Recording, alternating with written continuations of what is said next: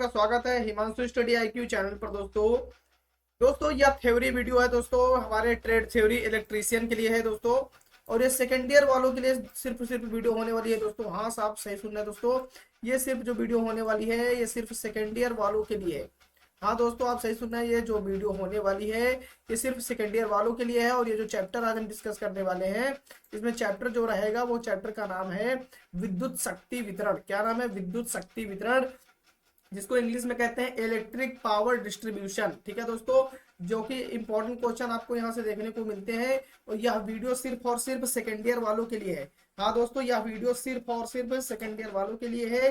तो चलिए शुरुआत करते हैं। आखिर विद्युत शक्ति वितरण यानी कि जो हमारी विद्युत घरों में विद्युत यानी बिजली आती है, वो किन किन रास्तों से होकर गुजर के आती है हमारे घर तक, और क्या क्या प्रोसेस होता है उस पर हम चलते हैं। तो चलिए वीडियो पर बने रहिए लास्ट तक। अगर वीडियो अच्छी लग जाए तो जरा सा भी तो सब्सक्राइब कर देना चैनल को। ठीक है, चलिए शुरुआत करते हैं कि परिचय। सबसे पहले परिचय देखते हैं, इंट्रोडक्शन देखते हैं। इसका इंट्रोडक्शन क्या कहता है, यानी विद्युत शक्ति उत्पादन एवं उपकेंद्र, जिसको सब स्टेशन कहा जाता है। उपकेंद्र को क्या कहा जाता है? सब स्टेशन तक परिसर मतलब ट्रांसमिशन के पश्चात विद्युत शक्ति को उपभोक्ताओं तक पहुंचाना एक महत्वपूर्ण कार्य है। कहने का मतलब, मान लीजिए यहाँ पर पोल लगा दिया जाए, जैसे मान लीजिए खंबे लग जाए। ठीक है, खंबे लग जाए, पोल लग जाए, खंबे लग जाए, लेकिन उनसे जो घरों तक लाइट आती है तो वो किसके माध्यम से आएगी, वो सारी चीजें जानेंगे इस वीडियो में। जैसे कि एक पोल लगा है, दूसरा पोल लगा है, इससे भी क्या होता है, इलेक्ट्रिसिटी कैसे हम तक पहुंचती है, ये सारी चीजें हम लोग देखने वाले हैं। ठीक है,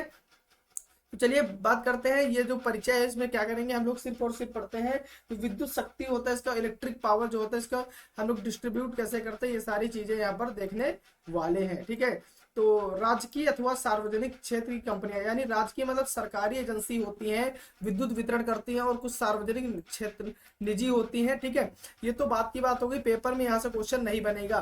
क्वेश्चन कहाँ से बनता है, ये वितरण उपकेंद्र की ही उपभोक्ताओं को 400 वोल्ट यानी 3 फेज एसी। देखिए एसी का मतलब क्या होता है, याद रखिए पेपर में पूछा जाता है। एसी का मतलब होता है अल्टरनेट करंट। क्या होता है?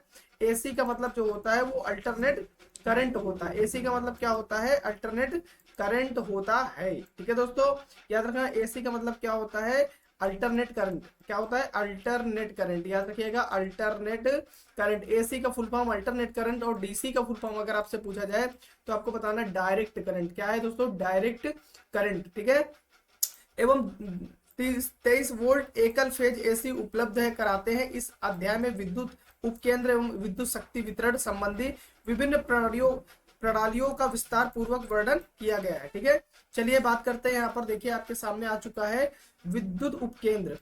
अब यहाँ पर हम देखने वाले हैं जो आखिर विद्युत उपकेंद्र होते हैं वो क्या होते हैं, अर्थात कहने का मतलब जो इलेक्ट्रिक सब स्टेशन है वो क्या होते हैं, इनको देखने वाले हैं। देखिए, सुविधाजनक उपकरणों के समूह द्वारा आवश्यकता अनुसार, यानी जितनी हमें आवश्यकता है उसके हिसाब से हमें विद्युत सप्लाई के एक रूप से दूसरे रूप में परिवर्तन जिस स्थान पर किया जाता है वो उपकेंद्र कहलाता है। कहने का मतलब उपकेंद्र क्या है, देखिए यहाँ पर आपको चित्र के माध्यम से बताया गया, ये आपको उपकेंद्र स्टेशन है। क्या है? उपकेंद्र स्टेशन है। ठीक है, सबसे पहले क्या समझते हैं, यहाँ उत्पादन केंद्र, यहाँ पर बिजली बनती है। यहाँ पर क्या होती है? फर्स्ट होता है, यहाँ पर बिजली क्या होती है? बनती है। ये फर्स्ट स्टेप है, यहाँ पर बिजली बनी, और फिर यह क्या गई? स्टेप अप स्टेशन गई। कहाँ पर गई? Step up station. उसके बाद परिसरण तक गई, यानी खंभों तक गई, आप देख पा रहे हैं। ठीक, परिसर तक गई। फिर इन परिसरों से उपकेंद्र में आती। कहाँ पर आती? उपकेंद्र में आती, जिसको हम लोग कहते हैं सब स्टेशन। क्या कहते हैं?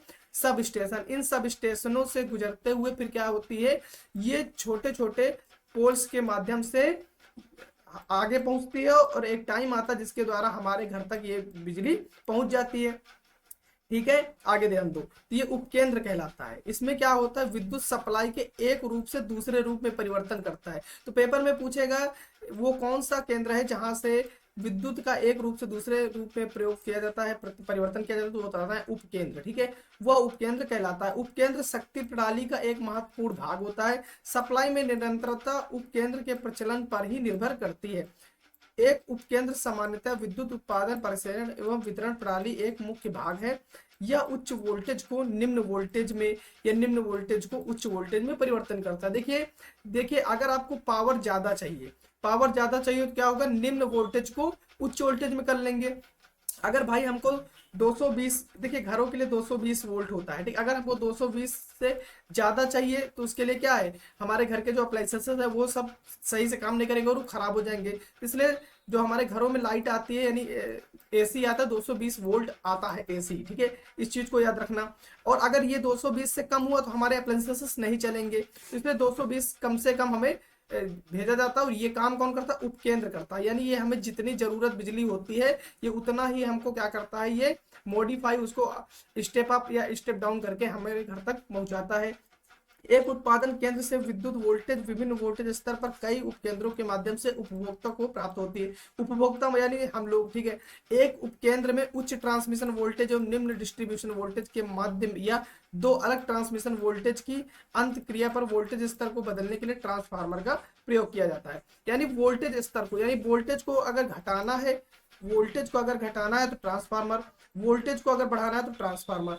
ये हम बताएंगे आपको कि वोल्टेज कब किस ट्रांसफार्मर से बढ़ता है और किस ट्रांसफार्मर से घटता है, तो ये भी आप तक जानकारी पहुंच जाएगी, ठीक है। तो आप देख पा रहे हैं चित्र में उपकेंद्र द्वारा विद्युत शक्ति वितरण, ट्रांसमिशन वोल्टेज प्राय 6 किलोवाट। देखिए यहाँ पर जो केवी लिखा है किलो वोल्ट है, याद रखिएगा। 110 किलो वोल्ट, 132, 220 किलो वोल्ट या फिर 440 किलो वोल्ट रखी जाती है, परंतु उपभोक्ता को इतनी अधिक उच्च वोल्टता की आवश्यकता नहीं होती। भाई देखिए हमारा क्या होता है, जो घर के अप्लायंसेस होते हैं वो 220 वोल्ट पर चल जाते हैं, तो हमें क्या जरूरत है आगे वोल्टेज लेने की। अतः उपकेंद्र ट्रांसमिशन वोल्टेज को कम करके उपभोक्ता तक पहुंचाया जाता है। देखिए जो लाइन होती है इसमें ज्यादा वोल्टेज होता है, इनको वोल्टेज को क्या किया जाता है, कम किया जाता है, ठीक है। तो ये हमारी एक क्लास थी जो कि थ्योरी क्लास थी। अगर इसके बाद पूरी थ्योरी करा देंगे, उसके बाद आपको हम एमसीक्यू क्वेश्चन भी करा देंगे। वीडियो को ज्यादा से ज्यादा शेयर करो और मिलते हैं अगले वीडियो में। तब तक के लिए जय श्री राम, राधे राधे, टेक केयर, अपना ख्याल रखें।